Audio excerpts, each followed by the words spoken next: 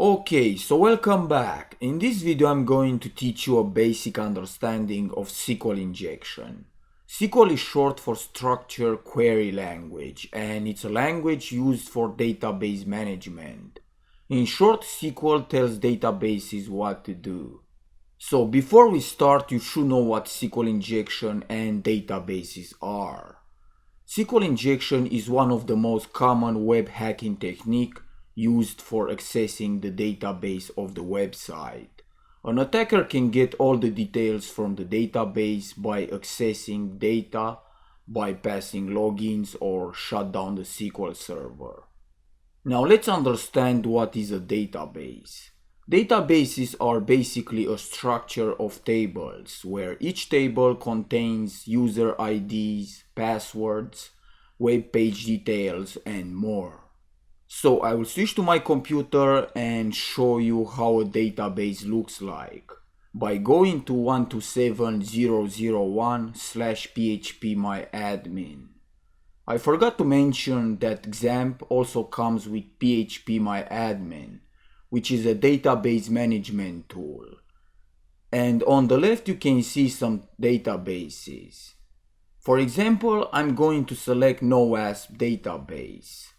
But please remember, I'm not hacking anything in this tutorial. This is just to give you a basic understanding to see how database works behind the scene. As you can see here, you have all the tables. To select a table, just click the one you want to retrieve information. In my case, I'm going to select accounts.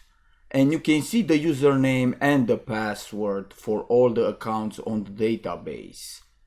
You can edit, change the rights, or delete a specific account. Now let's learn some basic queries for SQL. So go ahead and click SQL up here.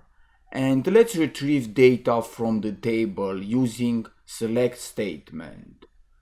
So type select asterisk from, which means everything from the table, and the table name. And the way you end a SQL query is by putting a semicolon. And let's go ahead and execute the query by pressing Ctrl plus Enter. And you can see all the data from the table. Let's say you want to check who is admin from accounts. For that you need to type select username, is admin from accounts. And the usernames with true have admin rights. Another important SQL query is where statement. For example, imagine if you want to get all users who have the same password.